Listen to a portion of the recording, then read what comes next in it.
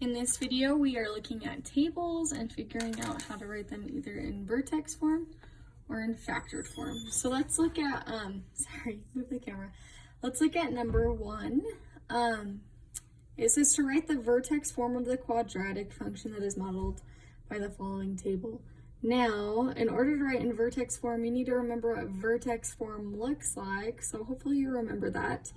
If not, you should look at some other problems that are written in vertex form. But when you look at your table, the key to writing in vertex form is to find the vertex. Now, if you remember in a parabola, so if we have a parabola, parabolas are symmetrical, meaning they can be split perfectly in half. So if we had a point, let's say, so here's my coordinate plane. Let's say this point right here, the vertex is at... Brett, Wolfenden, call 762 if you're here, Brett. Wolfenden, call 762. Okay, sorry. Let's say this point is at 0, 1. And then maybe we have a point up here that's at negative 2, 3.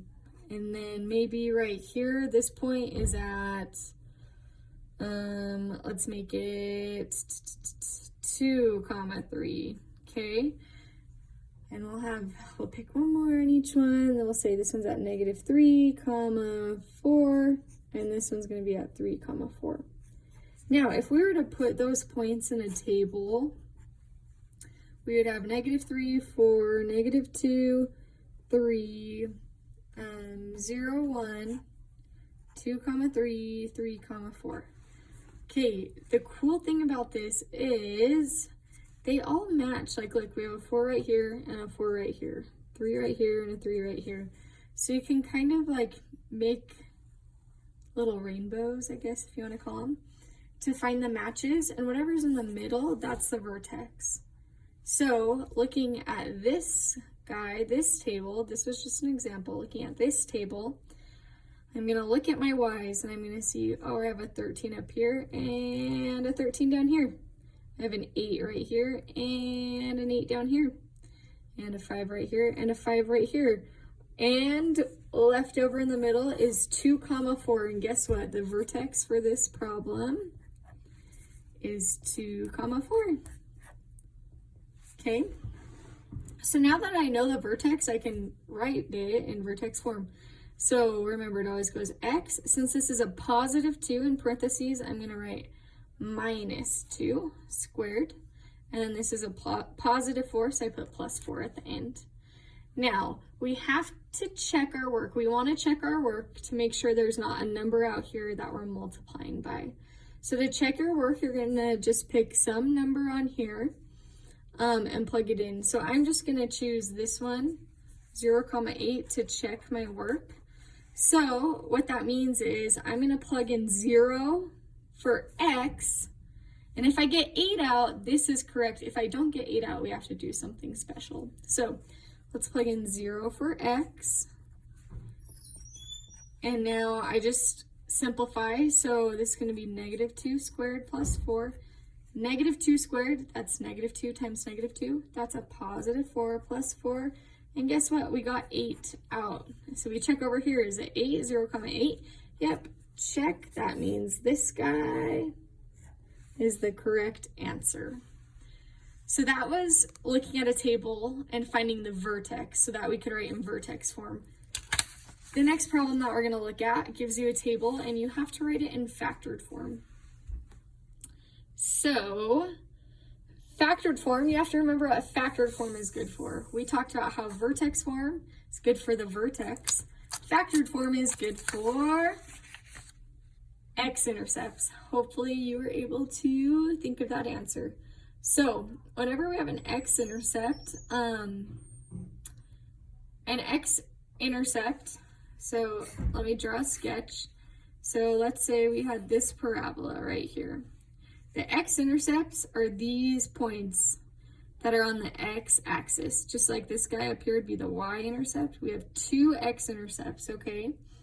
So let's say this point right here was at 1, 0, and we'll say this one's at -4, 0. This is just my example, not actually what's happening over here.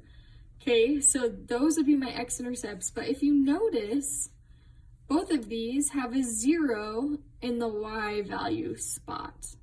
Well, guess what? To find your x-intercepts, all you have to do is look at the table and find where there's a 0 in the y value spot. So right here, there's a 0 in the y value spot. Here's a 0 in the y value spot. So these guys right here, these are going to be my x-intercepts. Okay? So, to write in factored form, you need to know what factored form looks like. So in this case, our point's at 2, 0. So we do the opposite when it's in parentheses. So if this is a +2 in my expression or my equation that I'm writing, I'm going to put x minus 2. You do the opposite of what's up there, okay? So then the opposite of a +6 is going to be x minus 6. So that might be the answer, but we don't know for sure. We have to check. We have to check a number. So I'm going to use 1, 5 to check. So if I know x is equal to 1, I'm going to plug in 1 for x. So I'm plugging in 1 for x right now.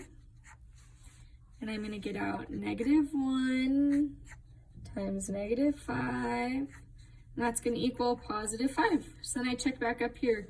When this is 1, was this a +5? Yep.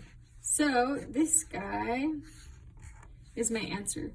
Let's say we got a -5 out. All you'd have to do is think, okay, this is a -5. I want a +5. What do? You just put a negative sign in the front. Or if this was like a 1 at the end, and we have 1, but we want 5. To go from 1 to 5, you multiply by 5. So you'd put a 5 out in the front. But if it checks out, you don't have to put anything out in the front. And this is the answer.